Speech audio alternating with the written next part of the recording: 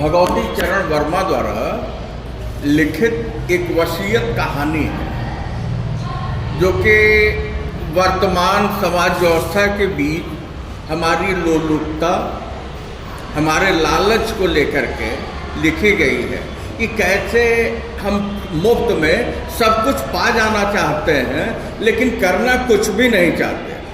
तो इस तरीके से यहाँ जो भगवती चरण वर्मा करते क्या है कि आचार्य चूड़ामणि वो काशी हिंदू विश्वविद्यालय में प्रोफेसर हैं और वहाँ प्रोफेसर रहने के दौरान जो है उन्होंने जितना नाम कमाया उसके साथ ही जितना धन कमाया तो वो करते क्या है कि अपने जीवन के अंतिम दिन में जब वो बीमार पड़ते हैं और उनको पता चलता है कि अब वो नहीं बचेंगे तो परिवार के सदस्यों के जो भी अच्छे या बुरे गुण हैं, जो उनका चरित्र है, जो उनकी कमजोरियां हैं, जो उनकी खासियत है, उसको ध्यान देते हैं और अपने जीवन के बाद की उनके लिए जो है वो यथेष्ट धन की भी व्यवस्था करते हैं। मतलब उनके पास 13 लाख कुछ हज़ार रुपए है उस जमाने में, तो उसका बंटवारा वो इस तरीके से करते हैं जिससे कि उनके मृत्यु के बाद उनसे जुड़े हुए उनके जो निर्भर लोग हैं उनका जीवन जैसे तैसे चल जाए। ठीक है, तो यहाँ कुल 12 परिच्छेद है, 12 भाग है और उसमें जो है एक फुटनोट्स है। फुटनोट्स किसके लिए है? उनके शिष्य जो कि वसीयत पढ़ेंगे, मृत्यु के बाद जो है वसीयत शुरू होती पढ़ी जाती है जब सारे रिश्तेदार सारे संबंधी जो है इकट्ठा होते हैं। ठीक है, तो यहाँ शुरुआत होता क्या है कि शुरुआत यह है कि आचार्य चूड़ामणि बीमार हैं और जब वो बीमार हैं ऐसी स्थिति में उन्होंने वकील को बुला करके एक वसीयत बनवा लिया और वसीयत बनवा ली और वसीयत बनवाने के बाद जो है उसे अपने बिस्तर के सिरहाने पर रख दिया। उनकी तबीयत बहुत खराब है तो अब ऐसी स्थिति में उनका जो प्रिय शिष्य है जनार्दन जोशी वो वसीयत पढ़ेगा, इस बात को उन्होंने निश्चित कर दिया है। तो जनार्दन जोशी को जब सूचना मिलती है कि आचार्य प्रवर बीमार हैं तो उन्हें देखने के लिए जाते हैं। तो कहानीकार जो बहुत ही व्यवस्थित तरीके से कि आचार्य चूड़ामणि के 2 पुत्र हैं, ठीक है, दोनों बच्चे कैसे हैं तो व्यवस्थित हैं, पढ़े लिखे हैं, सुखी और संपन्न हैं। तो पहला पुत्र लालमणि है और दूसरा पुत्र जो नीलमणि है। तो लालमणि देवरिया के स्टेट बैंक में मैनेजर है, अच्छी आर्थिक स्थिति होगी। और दूसरा पुत्र नीलमणि है तो लखनऊ सचिवालय में डिप्टी सेक्रेटरी है। ठीक है, तो उसकी भी स्थिति अच्छी होगी। तो देखिए जीवन के कार्य कितने व्यवस्थित उन्होंने किए हैं। फिर उनकी 3 बेटियां हैं, सरस्वती, सावित्री, सौदामिनी। तो सरस्वती का जो विवाह उन्होंने किया था वो ज्ञानेंद्र नाथ पाठक, वो इलाहाबाद में PWD में सुपरिटेंडेंट इंजीनियर है। इसका मतलब कि पहली वाली बेटी भी सुखी होगी धन से, है कि नहीं। फिर जो दूसरी पुत्री है सावित्री, तो उसका विवाह उन्होंने सुल्तानपुर में किया है जयनारायण तिवारी के यहाँ। तो उसका परिवार कैसा है तो कहते हैं जयनारायण तिवारी का सुल्तानपुर में आटे की चक्की है, तेल की मिल है, तो वो भी आर्थिक रूप से संपन्न है कि नहीं। फिर बात चलती है जो तीसरी बेटी सौदामिनी है, तो सौदामिनी के पति संजीवन पांडे जो है सेना में कर्नल हैं और मेरठ छावनी में जो उनकी नियुक्ति है। तो आप देख लीजिए दोनों बेटे अच्छी तरह सेटल्ड हैं, तीनों बेटियां अच्छे परिवार में ब्याह दिया। इसका मतलब आचार्य चूड़ामणि अपने जीवन के सारे कार्य को योजनाबद्ध तरीके से करते हैं। ठीक है, वो BHU में लेक्चरर हुए, फिर रीडर हुए। उनका जो है अपने ऊपर अपने कर्म के प्रति ईमानदारी और निष्ठा थी। विद्वानों के अंदर जो उनका विद्वानों के बीच में उनका सम्मान था। ठीक है, और बाहर वो कहीं जाते थे तो कुछ भी खाते पीते नहीं थे। मतलब पंडित का जो व्यवहार होता है सारे उस आचरण को वो जीते थे। ठीक है, बाहर अगर कहीं गए तो पता चला सत्तू पी के रह गए। बच्चे इसके लिए उनको कंजूस कहते थे। उन्होंने अपने जीवन काल में काशी राष्ट्रीय हिंदू विश्वविद्यालय के गेट के पास लंका है, तो लंका पर 2 मंजिला मकान बना लिया था। प्रतिदिन वो गंगा स्नान करते थे, ठीक है। तो जब तबीयत खराब हुई तो उन्होंने धन्वंतरी वैद्य को बुलाया और वैद्य ने नाड़ी देख करके ये कहा कि नहीं, आचार्य प्रवर के जो दोनों फेफड़े हैं वो जकड़ गए हैं, ठीक है। कितने योजनाबद्ध तरीके से काम करने वाले हैं कि उन्होंने इतना सुनने के बाद जो है वकील बुला करके अपना एक वसीयत तैयार करवा दिया। अपने शिष्य जनार्दन जोशी जिनकी चर्चा चल रही थी उनको बुलवाया। वो जब आए तो उन्होंने कहा, जनार्दन ऐसा है कि अब मेरा अंत समय आ गया है। कितना योजनाबद्ध तरीके से जीवन जीते हैं। तो ऐसी स्थिति में जनार्दन जोशी उन्हें ढाढ़स देते हैं, तो कहते हैं कि नहीं, ऐसा है कि अंत समय आ गया है और मेरे सराहने पर एक वसीयत रखी है। मेरी मृत्यु के बाद जो है तुम्हारा काम ये होगा कि इसे पढ़ के सुनाना पड़ेगा। तो कहते हैं ये जिम्मेदारी मैंने, ये महती, ये बड़ी, ये गंभीर जिम्मेदारी जो है जनार्दन मैंने तुम्हें दी है।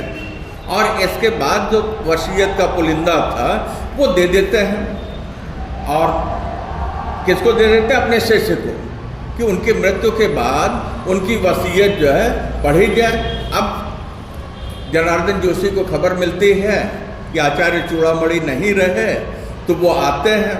तो वसीयत का चूँकि अलग अलग चरणों में पढ़ा जाना है, ठीक है। तो जब यहाँ ये आए तो पता चला कि अंत्येष्टि संस्कार कौन करेगा। तो वसीयत का पहला परिच्छेद शुरू होता है। तो वो लिखते हैं कि मैं चूड़ामणि में आदेश देता हूँ, मेरे अंत्येष्टि संस्कार सनातन धर्म की प्रथा से हो, और अंत्येष्टि संस्कार के लिए मैंने 50,000 की रकम अपनी अलमारी में निकाल रखी है। कितना व्यवस्थित जीवन जीते हैं। अब कहते हैं कि क्रियाकर्म से व्यय काट कर जो पैसा बचे वो जो क्रियाकर्म करेगा उसको मिलेगा, ठीक है। अब फिर आगे लिखते हैं कि दुख के साथ कहना पड़ रहा है कि मेरे दोनों पुत्र अधर्मी हैं, नास्तिक हैं। मेरा अंतिम संस्कार करने का दायित्व तो मेरे ज्येष्ठ पुत्र लालमणि पर है, और मेरा आदेश है कि मेरा अंतिम संस्कार वही कर सकता है। अगली बात पेच डाल दिया, मेरा अंतिम संस्कार वही कर सकता है जो यज्ञोपवीत धारण किए हो, जनेऊ जो होता है, ठीक है। यज्ञोपवीत जानते हैं, ब्राह्मण लोग पहना करते हैं, ये धागा होता है, मैं भी पहनता हूँ, ठीक है। कहते हैं वही कर सकता है, और जिसके सर पे चोटी हो, मतलब क्या हो, एकदम ब्राह्मण के गुणों से संपन्न। तो वो कहते हैं 50,000 रुपये मैंने रख दिया है। अब जो यज्ञोपवीत धारण करता होगा, जिसके सर पे चोटी होगी, वो इस काम को कर सकता है। और कहते हैं कि मेरे जो दोनों पुत्र हैं वो कहते हैं तो अधर्मी हैं और नास्तिक हैं, वो सर पे चोटी भी नहीं रखते और यज्ञोपवीत भी नहीं रखते। तो एक दो बड़ी शर्त तो इन्होंने लगा दी। कहते हैं ऐसे स्थिति में पढ़ते पढ़ते जनार्दन जोशी एकाएक रुके और लालमणि की ओर, बड़े पुत्र की ओर देखकर कहते हैं कि ऐसा है कि चिरंजीव तुम्हारे तो छोटी वोटी है नहीं और तुम यज्ञोपवीत पहनते नहीं, तो वसीयत के अनुसार अब अंत्येष्टि का भार उनको नहीं मिलेगा, है कि नहीं। तो वो कहते हैं कि स्टेट बैंक की नौकरी में चोटी रख करके कौन जाए, है कि नहीं। चोटी मतलब ये बाल यहाँ होते जिसको चुन्नी कहते हैं, बादम बोले कि वो रख करके कौन जाए। तो और जनेऊ जो है पहनने पे हर तीसरे चौथे दिन वो मैला गंदी हो जाती है और अशुद्ध हो जाती है, क्योंकि जनेऊ धागा पहनने का मतलब नहीं होता, उसका प्रयोग किया जाता है। तो कहते हैं कि ऐसा कि ये पैसा तुम्हारे हाथ से गया। तो जनार्दन जोशी कहते हैं कि ऐसा है, जल्दी जाओ जनेऊ पहन लो और बाल जो है नाई के यहाँ से कटवा लो, जिससे कि उसमें छोटी सी चोटी जो है निकल आएगी। तो इस पर तुम्हारा दुनिया कितनी जो है बेईमान है कि नहीं है। पिता ने, आचार्य चूड़ामणि ने जो लिखा जो है सही लिखा है कि नहीं, ठीक है। अब आगे बात चलती है तो वो लिखते हैं कि मेरा जो भतीजा है लाल जगतपति, वो मुझसे 500 रुपये ऐंठ ले गया है, मतलब बेईमान प्रवृत्ति का है, ठीक है। तो इस तरीके से लालमणि को जनार्दन जोशी जो है ये सलाह देते हैं कि तुम जाओ नाई के यहाँ से चोटी बनवा लो, यज्ञोपवीत धारण कर लो। जैसे ही जनार्दन जोशी कहते हैं वो तीर की तरफ मतलब भगा, लोभ है कि नहीं। कोई और होता तो यही कहता बेटा ने कि पिता की इच्छा है कि जिसके चुटिया हो, जो यज्ञोपवीत धारण करता हो, जो ब्राह्मण कर्म करता हो, जीता हो, उसके हाथ से संस्कार करवा दें। लेकिन इंसान क्या कर रहा है, पैसे के लिए सब कुछ करता है। तो ये चले गए वहाँ। अब लालमणि के जाने के बाद जनार्दन जोशी जो उसका दूसरा परिच्छेद पढ़ रहे हैं। मैं चूड़ामणि मिश्र चाहता हूँ मेरी मृत्यु की सूचना तार या टेलीफोन द्वारा मेरी धर्मपत्नी यशोदा देवी, मेरे पुत्र लालमणि नीलमणि, मेरी पुत्रियों सरस्वती, सावित्री और सौदामिनी तथा मेरे भतीजे जगतपति, श्रीपति, लोकपति को दे दी जाए। ठीक है, मतलब इन्होंने कहा पैसा रख दिया एक व्यवस्था। फिर बोले कि सबको जो टेलीग्राम से सूचित कर दिया जाए, मतलब अपने पुत्रों को, अपने भतीजों को, पूरे परिवार को। और बोले इसके बाद जब 10वां दिन आए तो 10वें दिन जो है सारे रिश्तेदारों की उपस्थिति में मेरी वसीयत फिर जो है उसका शेष भाग पढ़ा जाए। ठीक है, तो जनार्दन जोशी कहते हैं कि मुझे जो है वसीयत पढ़ने में दिलचस्पी आने लगी कि आगे पढ़ें, लेकिन गुरु का आदेश है। तो गुरु का आदेश है, उसको स्वीकार करते हुए इन्होंने क्या किया, आगे नहीं पढ़ा। शायद आचार्य चूड़ामणि का जनार्दन जोशी पर इसीलिए विश्वास रहा होगा कि ईमानदार व्यक्ति है कि नहीं। ठीक है, तो थोड़ी देर में लालमणि बाहर से कंधे पर मोटा सा जनेऊ धारण किए हुए, नाई के यहाँ से बाल बनवा करके चोटियाँ निकाले हुए वो आ गए। और तो जनार्दन जोशी ने कहा कि ऐसा है कि गुरुजी की इच्छा है कि टेलीग्राम के द्वारा रिश्तेदारों को सूचित कर दिया जाए और चचेरे भाइयों को भी सूचित कर दिया जाए।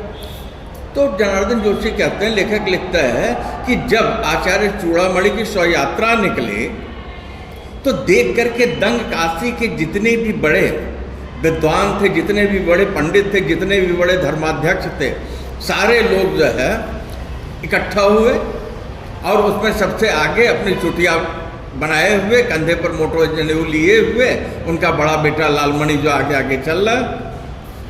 कहते हैं जब घर 10वें दिन शुद्ध हो गया तो जनार्दन जोशी अपने वसीयत को लेकर के अपने गुरुदेव के आचार्य चूड़ामणि के वो कहाँ गए, परिवार के साथ गए जहाँ सारे सगे संबंधी इकट्ठा हो गए। ठीक है, अब सबके बीच में वसीयत पढ़ी जानी है। सारे लोग जो है सोच रहे होंगे बुढ़े ने क्या लिखा है, यही ना, वसीयत पढ़ी जानी है। तो लेखक कहता है कि जनार्दन जोशी जो है पढ़ना शुरू करते हैं। मैंने वसीयत पढ़ना आरंभ किया तो कहते हैं कि 2 अनुच्छेद जो पढ़े गए उसमें तो किसी को कोई दिलचस्पी नहीं थी क्योंकि वो कार्य पूरे हो गए थे। अब तीसरा पढ़ा जाना है। ठीक है, सबकी दिलचस्पी है। तो तीसरा भाग जो जोशी पढ़ते हैं कि मेरा दाह संस्कार करने वाले व्यक्ति की पत्नी सूतक हट जाने के बाद 6 महीने तक नित्य प्रति सुबह स्नान करके या 11 ब्राह्मणों को रसोई अपने हाथ से बनाकर भोजन कराएगी। बड़ी फजीयत है। चुटिया तो बन गई, यज्ञोपवीत आ गया, लेकिन जो मुखाग्नि देगा तो कहते हैं कि उसकी जो पत्नी है उसके लिए ये शर्त है कि 6 महीने तक 11 ब्राह्मणों का वो भोजन बनाएगी और ब्राह्मणों को भोजन खिलाएगी। लालमणि की पत्नी को तो बुरा लगेगा ना।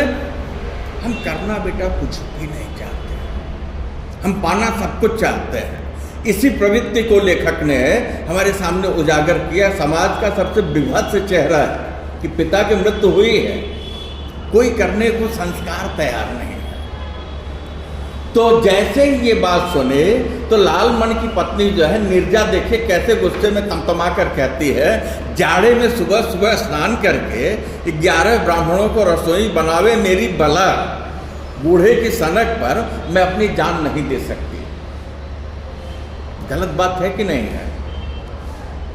तो जनार्दन जोशी जो है उनकी बात को अनसुना करते हुए, बताओ निर्जा को बनाना चाहिए कि नहीं, अपने ससुर के कहे के अनुसार करना चाहिए। लेकिन देखिए बुढ़ा कितना योजना बना के जो अच्छाई, परिवार के सदस्य की अच्छाई और बुराई को लिख करके उसके लिए पैसे की व्यवस्था करेगा, तो जनार्दन जोशी रुकते नहीं हैं। आगे बढ़ते हैं, यदि वह स्त्री इससे इनकार करती है तो क्रमानुसार मैं अपनी दूसरी वधू और इसके बाद अपनी 3 लड़कियों के हाथ में सौंपता हूं। इसके लिए लालमणि की पत्नी ने इनकार कर दिया, है कि नहीं? तो अब लालमणि की पत्नी ने इनकार कर दिया तो तुरंत नीलमणि की पत्नी को करना चाहिए।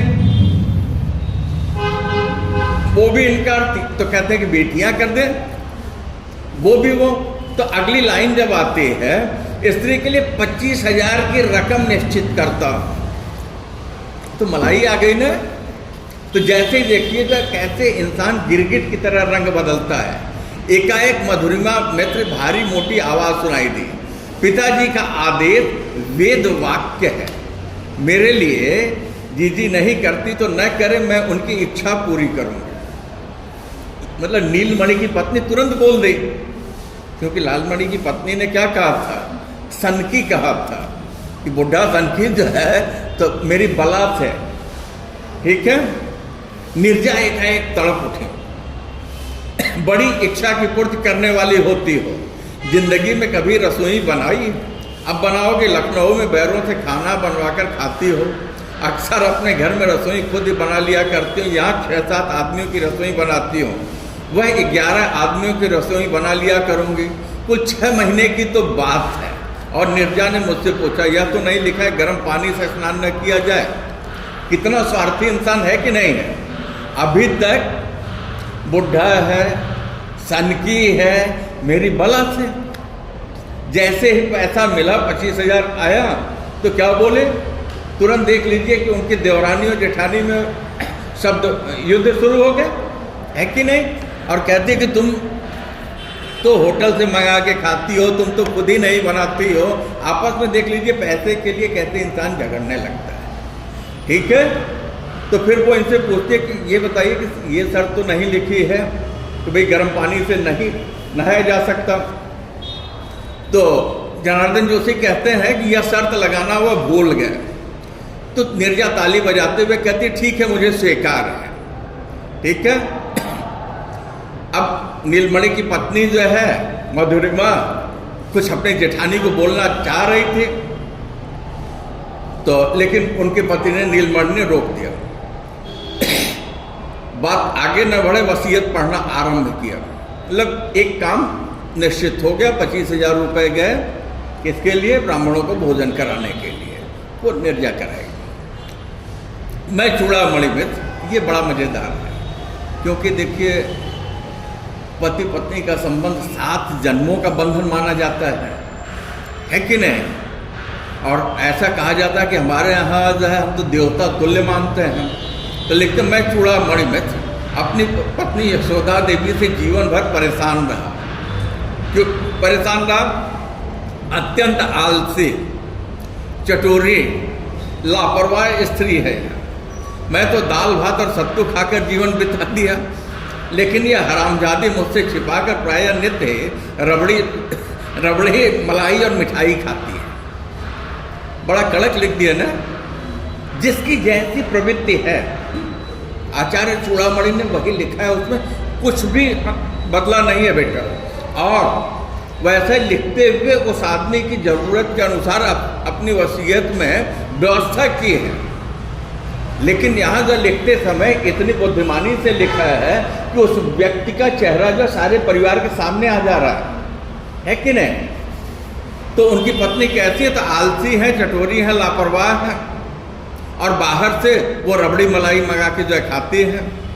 तो जैसे ही ये सुने तो उनकी पत्नी यशोदा देवी जो चिल्ला कर कहा, हाय राम, यह सब लिखा इस बुढ़वे ने ऐसे खबीस आदमी के पल्ले में पड़ गई, इसे नरक में जगह न मिलेगी। घर वालों को सता कर जमा यथा इकट्ठा करता रहा, नाश हो इसका। पति की मृत्यु के बाद कोई पत्नी ऐसा कहे, कितने स्वार्थी हैं। हमारा केवल असली चरित्र आईने से हमको दिखा दिया जाए, हमारी कोई बुराई कर देता तो हम चिढ़ जाते हैं, है कि नहीं? कितना सब कुछ कह दिया, जबरदस्त व्यंग है। तो इस समय नीलमणि और लालमणि ने एकाएक माँ को डांटा। अब माँ पिताजी को गाली मत दो, हाँ जोशी जी आप आगे पढ़िए। दो लोगों को पैसे मिल गए, कहते आगे पढ़िए। तो शेषांश जनार्दन जोशी पढ़ते हैं, मेरी मृत्यु के बाद इस राण को मेरे पुत्रों पर निर्भर रहना पड़ेगा जो अपनी जोरुओं के गुलाम हैं। मेरी पुत्र बधुएं इसे भूखों मार देंगी और इसकी बिगड़ी हुई आदतों के कारण इसे भयानक कष्ट होगा। इसलिए मैं यशोदा के नाम 2 लाख रुपया छोड़ता हूँ, जिसके ब्याज से यह मजे में जिंदा रह सकती है। कमजोरी बताना पाप था। देखिए पैसे की बात सुन करके आपके चेहरे पे भी हंसी आ गई ना। यहाँ बहुत ये बताया जा रहा है कि बहुत ही कैलकुलेटिव थे चूड़ामणि। परिवार के सदस्यों की कमजोरियों को रखते हैं और उसकी ज़रूरत के अनुसार वो योजना बनाते हैं। तो कहते हैं कि मेरी मृत्यु के बाद होगा क्या, मेरी पत्नी पुत्रों पर निर्भर होगी और हमारी जो पुत्र वधुएं हैं वो पुत्र वधुएं अच्छी नहीं हैं। तो ऐसी स्थिति में इसे बहुत कष्ट होगा। तो इसके लिए मैं 2 लाख छोड़ देता हूँ, जिसके ब्याज से ये रबड़ी मलाई जो है मेरे न रहने पर खाती रहे। ठीक है। तो जैसे ही ये हुआ कि जसोदा देवी जो है, अब देखिए कैसे चीख के रोना शुरू करते हैं, हाय लालमन के पिता कहकर धड़ाम से जमीन पर लेट गई। अन्य स्त्रियों ने घेर लिया। 10 सेकंड के बाद उन्होंने रोना आरंभ किया। तुम तो सड़क में चले गए लालमन के पिता, हमें इस नरक में छोड़ गए, हमें क्षमा करो, हमारे जाने अनजाने अपराध हो गए। हाय लालमन, मतलब कि वो अपना दुख अब व्यक्त किए। इसके पहले नरक में जगह नहीं मिलेगी, खबीस है, दुष्ट है, सब कुछ कह दिया था। कितना स्वार्थी है इंसान। पैसा मिला, भाषा बदल गई, सोच बदल गई, व्यवस्था बदल गई। तो मैं साहस बटोर कर कड़े स्वर में कहा, यह सब कारण बाद में कीजिएगा, अभी तो वसीयत पढ़ी जा रही है। यह यशोदा देवी की पुत्रियों ने जबरदस्ती चुप कराया, अंतिम संस्कार करवा लिया, अपने ब्राह्मण को देने के लिए व्यवस्था करा ली, उसके लिए 25,000 दे दिया, अपनी पत्नी को दे दिया। अभी तो दोनों बेटे बहुएं हैं और पुत्रियां बाकी हैं, दामाद बाकी हैं। सबका चरित्र खुलता है। बेटा ये दुनिया माया का है। सही बात है कि रिश्ते नातों में बड़ी संवेदना होती है, लेकिन पैसा आकर के सब कुछ गड्ढे-मड्ढे कर देता है। मैं चूड़ामणि मिश्र अपनी पुत्री सरस्वती के प्रति ज्ञानेंद्र पाठक से अत्यधिक खिन्न हूँ। 1 हफ्ता पहले मैंने यह खबर पढ़ी थी, ज्ञानेंद्र पाठक के विरुद्ध 5 लाख रुपए के गबन की इंक्वायरी की मांग उठाई गई है असेंबली में। इसके अर्थ है कि ज्ञानेंद्र पाठक बेईमान और रिश्वतखोर है। अरे भाई, जब गबन का आरोप है तो बेईमान और रिश्वतखोर तो होगा ना। तो कहते हैं ज्ञानेंद्र पाठक की तरफ सबकी निगाहें उठी, तो वो कहते हैं यह बूढ़ा हमेशा का बदमिजाज और बदजवान रहा है, मरने से पहले पागल हो गया था और उन्होंने अपनी पत्नी सरस्वती को आज्ञा दी, चलो इस घर में मेरा दम घुट रहा है, चलो। सरस्वती उठ खड़ी हुई तो सौदामिनी और सावित्री जो उसकी बहनें थी, उन्होंने उसका हाथ पकड़ लिया।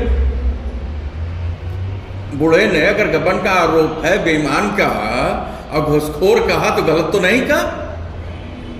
दामाद को बुरा लग गया। हाँ, तो नीलमणि कहता है कि हाँ जोशी जी अगला परिच्छेद पढ़िए। तो 5वां परिच्छेद जो है पूरा हो रहा है। और अगर ज्ञानेंद्र पाठक पर इंक्वायरी बैठ गई तो बहुत संभव है नौकरी जाती रहे, इसे शायद सजा भी हो जाए।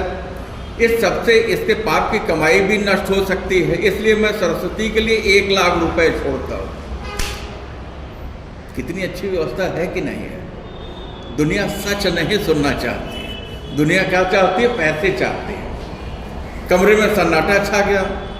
ज्ञानेंद्र पाठक जो अभी तक अपनी पत्नी को कह रहे थे सरस्वती को चलो, अब वो आकाश की तरफ देखने लगे, छत की तरफ। और जसोदा देवी जो है सरस्वती को सर पे हाथ रख के समझाती हैं, कोई बात नहीं, इनकी तो आदत थी है। बड़ी विचित्र। 6ठा परिच्छेद पढ़ा जा रहा है। मैं चूड़ामणि मिश्र अपनी दूसरी लड़की सावित्री से हमेशा संतुष्ट रहा, अत्यंत सुशील और विनम्र रही। भगवान की भी इस पर कृपा है। इसके पति जयनारायण तिवारी का ऊंचा कारोबार है, आटे की मिल, तेल की मिल, अब वह शक्कर की मिल भी खोल रहा है। सावित्री और नारायण को मेरे सत सत आशीर्वाद, मैं चुप हो गया। भाई जो सुशील है, विनम्र है, सदाचारी है कि नहीं? आटे की मिल है, तेल की मिल है, शुगर मिल है, तो हर तरीके संपन्न है। तो ऐसे व्यक्ति को क्या चाहिए? पैसा नहीं चाहिए, आशीर्वाद चाहिए। तुरंत जयनारायण की आवाज़ सुनाई पड़ी, वसीयत के अनुसार हमें कुछ मिलेगा भी या नहीं। मतलब जो सुशील है, जो विनम्र है, जो सदाचारी है, देख लीजिए तुरंत जो है कैसा हो गया, बेहया और बेशर्म हो गया। दुनिया के यही चरित्र है बेटा। सावित्री रोने लगी, पिताजी हमेशा हम दोनों से जलते रहे, हमारी संपन्नता का बखान करते रहे, उन्हें क्या पता कि सालन 2 लाख रुपए का घाटा हुआ है। अरे भाई पिताजी किसी का घाटा पूरा करने के लिए तो है नहीं, और किसी के सामने, अभी तो पूरे परिवार के सामने पढ़ा जा रहा है, सबका चरित्र खुल रहा है। कौन जान रहा था कि जयनारायण तिवारी के ऊपर जो 2 लाख का घाटा हुआ है? लेकिन अब तो सामने सबके खुला है कि वो परेशान है, समृद्ध दिखते हैं। जयनारायण अपनी पत्नी को डांटते हैं, क्यों घर का कच्चा चिट्ठा खोल रही है? घाटा हुआ तो कोई हरामजादा इस घाटे को पूरा कर देगा। मरे हुए ससुर के लिए देख लीजिए नहीं मिला तो गालियां मिल रही है कि नहीं?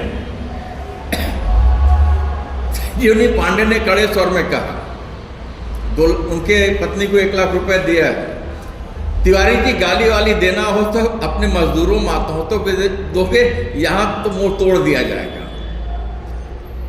जनार्दन जोशी ने कहा कि भाई आगे पढ़ने दीजिए, 7वां परिच्छेद जो पढ़ा जा रहा है। मैं चूड़ामणि मित्र अपनी छोटी लड़की सौदामिनी का मुंह नहीं देखना चाहता, यह मेरे नाम को कलंकित कर रही है, बाल कटे हुए, अंग्रेजी में बात करती है। मुझे बताया गया कि कभी कभी सिगरेट और शराब भी पी लेती है, यद्यपि मुझे इस बात पर विश्वास नहीं होता। तो जैसे ही ये पढ़े सौदामिनी चीख पड़ी, यह सब छोटे जीजा जी की हरकत है, वे हमेशा पिताजी के कान भरते रहे, तभी पिताजी ने मुझे अपने यहाँ कभी बुलाया नहीं। ये बात जब हुई तो पता चला कि संजीवनी पांडे और जयनारायण जो दोनों आपस में गुत्थम गुत्था करने लगे, मतलब मारपीट होने लगी, है कि नहीं? कितनी विचित्र स्थिति है कि एक वसीयत पढ़ी जा रही है और वो वसीयत लोगों के बीच में झगड़े का कारण बन जाती है। तो समझाते हैं जनार्दन जोशी, भाई ऐसा है कि समय आप लड़ना झगड़ना छोड़िए, दुख का समय ये शोभा नहीं देता है, और जो दिवंगत आत्मा है आचार्य चूड़ामणि की, उसे क्लेश होगा। और मैं पूरा वसीयत पढ़ लेता हूँ, और अभी तो 7वां परिच्छेद समाप्त भी नहीं हुआ है। तो वो लिखते हैं कि लेकिन इस समय मुझे लगता है मुझसे सौदामिनी के प्रति अन्याय हो गया है, एक पतिव्रता स्त्री को करना चाहिए वो कर रही है। तो इस तरीके से यहाँ ये करते क्या है कि भूखों मरने की नौबत आ सकती है, तो 1.5 लाख रुपए सौदामिनी के लिए भी वो व्यवस्था कर देते, कहते हैं कि जिसका 1000 रुपये ब्याज आ जाएगा, तो अगर ऐसी स्थिति आई तो उसका जीवन चल जाएगा। हर व्यक्ति को उसकी आवश्यकता अनुसार दे रहे हैं चूड़ामणि, लेकिन हर व्यक्ति की जो कमजोरियां हैं, कमजोरियों को सामने रख करके जो है वो अपनी बात रख रहा है। ठीक है, आगे चले। अब ये जो है अपने भतीजे जगतपति के पास जाते हैं, कहते हैं कि राज जोशी के कष्टों से भली भांति परिचित है, इसके पास कोई बैठक नहीं है। ठीक है, तो ये संकट मोचन के पास का अपना मकान उन्हें देते हैं, उसका ऊपरी हिस्सा, और उन्हें 1000 रुपये देते हैं कि आप जो है करो क्या कि अपना एक साइन बोर्ड बनवा लो, जिससे कि तुम्हारा पीताम्बर वस्त्र वगैरह खरीद लो, जिससे कि तुम्हारा पंडिताई का धंधा नहीं पूरा हो चलता रहे। तो जगतपति कहते हैं हमारे लिए सिर्फ इतना ही। अरे भाई तुम तो भतीजे हो ना, तुम्हारी आवश्यकता को ध्यान में रख करके अगर ऊपरी महला पहला तल्ला दे दिया, कितने की संपत्ति हो गई, है कि नहीं? अब बोला तुम अपना वेशभूषा बना लो और आराम से जो तुम पंडिताई से कमाओ। और उत्तर में नीलमणि ने दिया, पहले हैसियत बना लो कि लखनऊ आना, वहाँ ज्योतिषियों की बड़ी पूछ है, हम तुम्हें काफ़ी रकम पैदा करा देंगे। मतलब उनको कैसे ही चुप कराना पड़ा। 9वां अनुच्छेद जो शुरू होता है, मैं चूड़ामणि मिश्र अपने भतीजे श्रीपत मिश्र से अत्यंत संतुष्ट हूँ। हाई स्कूल पास होने के बाद भी और राजनीति में आ गया है। राजनीतिक नेताओं मिनिस्टरों की चमचागिरी करके वह खाने पीने भर के लिए झटक लेता है, लेकिन उसे केवल इतने से संतुष्ट नहीं कर लेना चाहिए, उसे स्वयं एमएलए या मिनिस्टर बनना चाहिए। मैं जानता हूँ चुनाव के लिए पूंजी की आवश्यकता होती, क्योंकि एक चुनाव में 50-60 हज़ार का खर्च है। मैं श्रीपत मिश्र के लिए 50,000 रुपयों की व्यवस्था करता हूँ ताकि वह अगला चुनाव लड़ सके। बहुत अच्छी बात। अपनी मक्कारी, छल कपट और गुंडागर्दी के बल पर श्रीपत अपने प्रदेश का ही नहीं भारतवर्ष का बहुत बड़ा नेता बन सकता है। नेताओं के जो गुण हैं, है कि नहीं? तो भतीजे के लिए 50,000 दिया तो प्रसन्न तो होता है श्रीपत, लेकिन ये कहता है कि चाचा जी जो है मरते मरते उन्होंने मेरे चरित्र पर लांछन लगाया, जो सरासर जो है उनका भ्रम है।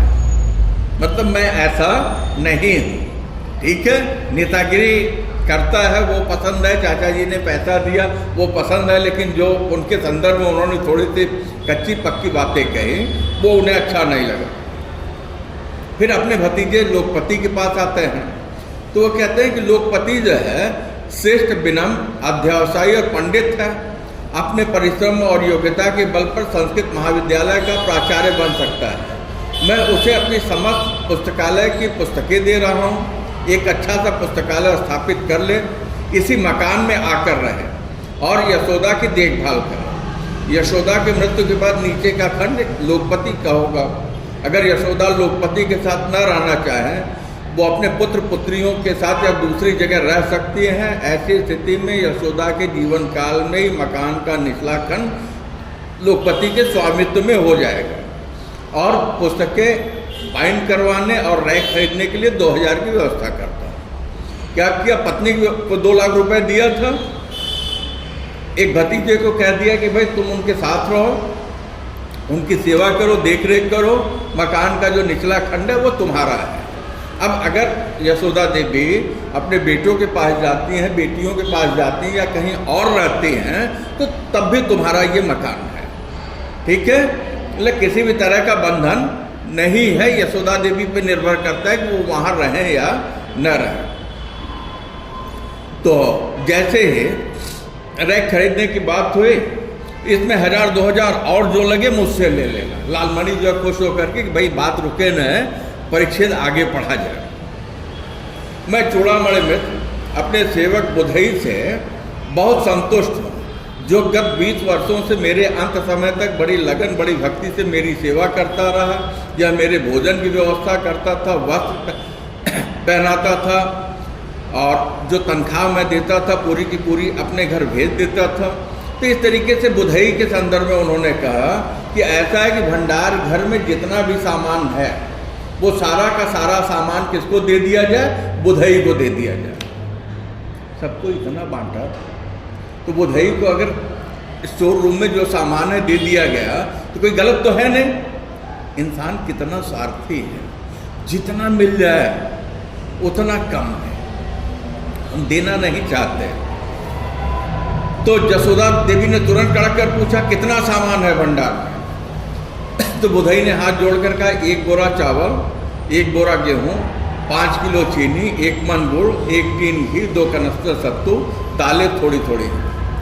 यशोदा देवी ने कहा 13वीं के दिन जो भोज होगा या अनाज उसमें काम आ गया, बुधई को कैसे दिया जा सकता है?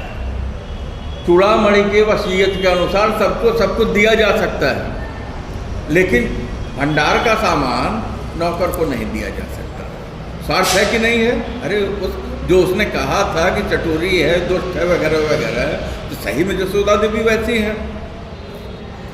ठीक है, तो जनार्दन जोशी कहते हैं कि मुझे बीच में बोलना पड़ा कि भोज का प्रबंध लालमणि को करना पड़ेगा, जिन्हें इसके लिए 50,000 रुपये की रकम मिली है। लालमणि अगर चाहें तो यह अनाज बुधई से बाजार भाव पर खरीद लें। कहते हैं भाई उसके लिए तो 50,000 की व्यवस्था आचार्य प्रवर ने की है, तो 13 ही तो उनको करनी है। अब अगर जो ये सामान बुधई का चाहिए तो वो उनसे खरीद सकते हैं। तो लालमणि जो है कह देते हैं हाँ भाई ठीक है मैं पैसे दे दूंगा, या कहते नहीं बुधई ले जाए। इंसान कितना काइयाँ है, तो लालमणि कहते हैं ये सब बाद में देखा जाएगा, अब आप वसीयत का शेषांश पढ़िए। वो कहते हैं कि ये बाद में देखेंगे, क्या करना है। वसीयत जो है आगे उसमें क्या लिखा हुआ है आप उसको पढ़ दीजिए। तो 12वें परिच्छेद में उन्होंने लिखा है कि मैं चूड़ामणि मित्र अपने मकान के रूप में अचल संपत्ति तथा बैंक में जमा 11 लाख रुपए की चल संपत्ति का स्वामी हूँ। यह 11 लाख की रकम पिछले अप्रैल में मेरे नाम में थी, ब्याज लगाकर रकम अब और बढ़ गई होगी। संभवतः इस राशि पर मृत्यु कर भी देना हो। मृत्यु कर देने के बाद जो रुपया बचे उसमें से इन वसीयत में निर्धारित राशियाँ बांट दी जाए और बचे बराबर बराबर भागों में लालमणि और नीलमणि में वितरित कर दी जाए। ठीक है, मेरा मकान है जो कि अचल संपत्ति है और मेरी ये जो पैसे हैं बैंक में 11.5 लाख हैं। अप्रैल में अभी तक उसमें और पैसा बढ़ा होगा। तो कहते हैं कि जो वसीयत में मैंने लिख दिया है उसके अनुसार सबको बांट दिया जाए और बाकी जो पैसा बचे वो मेरे दोनों पुत्रों में बराबर बराबर बांट दिया जाए। तो जनार्दन जोशी कहते हैं कि ऐसा वसीयत समाप्त हो गई, केवल एक फुट नोट्स है मेरे लिए अलग से, अगर आप कहें तो उसे भी पढ़ दो, खत्म है कि नहीं। तो वो कहते हैं कि एक नोट है जो मेरे लिए है, तो अगर आप लोग कहें तो पढ़ दो, नहीं तो मेरे लिए मैं पढ़ ले रहा हूँ। तो सभी लोगों ने कहा हाँ हाँ हाँ पढ़ दीजिए। लोगों को लगा होगा कि हो सकता है इसमें भी कुछ मान लो, है कि नहीं। फुटनोट इस तरह था, मेरे परम शिष्य जनार्दन जोशी, तुम्हारा उत्तरदायित्व केवल इस वसीयत को मेरे परिवार वालों को सुनाना होगा। इस वसीयत की रजिस्ट्री हो चुकी जो अदालत में मौजूद है, तो तुम जनार्दन इस वसीयत पर परिवार वालों के हस्ताक्षर लेकर अदालत में तत्काल जमा कर देना। जहाँ तक तुम्हारा संबंध, तुम हमेशा भावनात्मक प्राणी रहे हो, तुम्हें भौतिक दर्शन पर विश्वास नहीं रहा है। तुमने सारेल पढ़ा था, चारवाक का दर्शन पढ़ा, एकमात्र वेदांत के तुम पंडित रहे।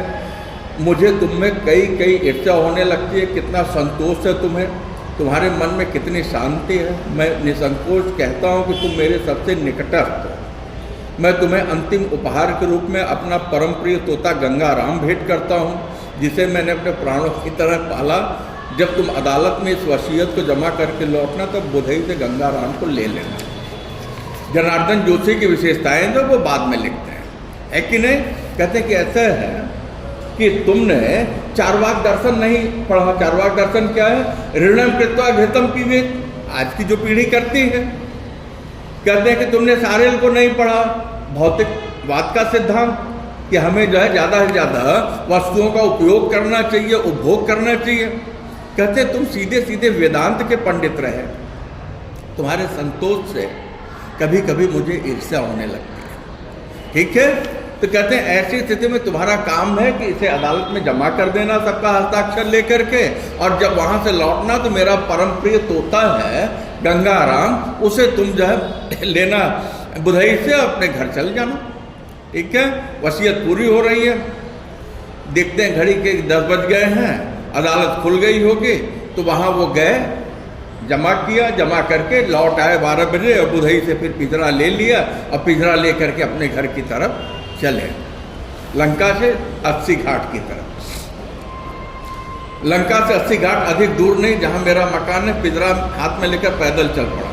उस समय मेरे मन में परम संतोष था। आचार्य इतने संपन्न, इतने स्थिर बुद्धि के आदमी हो गए, मैंने पहले कल्पना न की थी। मैं इस पर सोचता मगन भाव से चला जा रहा था कि मुझे सुनाई पड़ा तुम बुद्धू हो।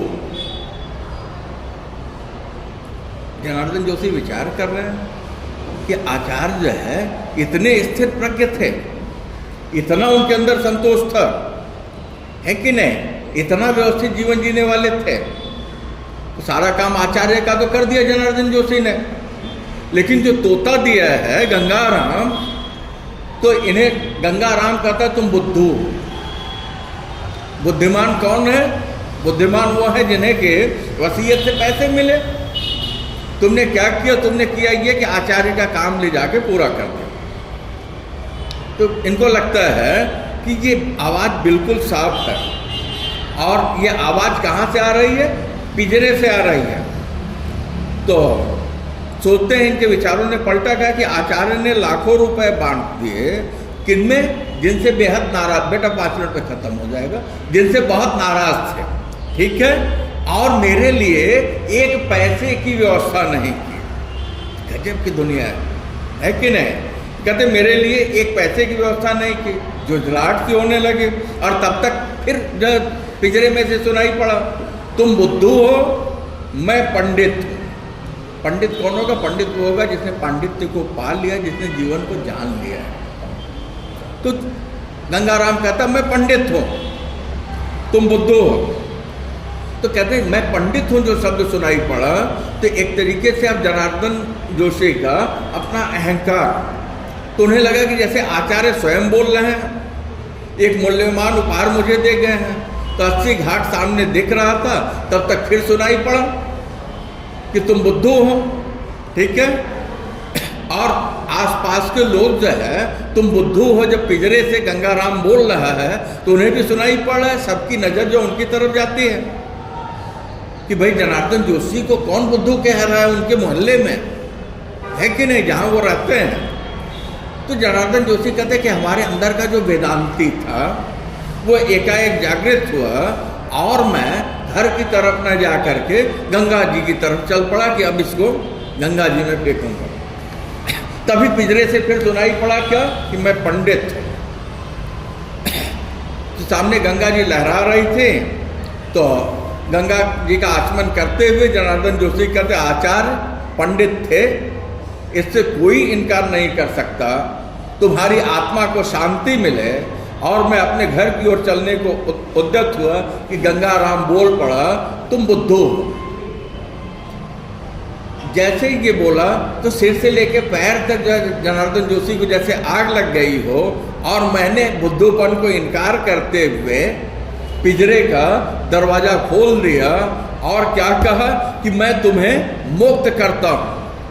मेरे ये कहने के साथ ही गंगाराम उड़ गया और खाली पिंजरे को मैं घाट पर छोड़ करके लौट आया। बेटा वसीयत, ये जो कहानी है, वर्तमान संबंधों के बीच में जो हमारी स्वार्थ वृत्ति है, लालच है, लोलुपता है कि रिश्तों में हम पाना तो सब कुछ चाहते हैं, लेकिन अगर कोई हमारा रिश्तेदार जो है, कोई हमारा शुभेच्छु, कोई हमारा रक्त संबंधी अगर हमारी किसी कमी को सामने रख दे तो वो सुनने को तैयार नहीं है। यहाँ वसीयत में पत्नी, बेटे, बेटी, दामाद, नौकर, मतलब देख लीजिए सारे लोगों के चरित्र को उभार करके आचार्य प्रवर ने रख दिया, और सबकी ज़रूरतों को ध्यान में रख करके ये वसीयत जो एक अलग तरह की वसीयत है कि हर व्यक्ति की कमजोरियों को रखते हुए, उसकी कमजोरियों को ध्यान में रख करके आचार्य चूड़ामणि ने उनके लिए धन की व्यवस्था की है। ये पाठ आपका पूरा हुआ।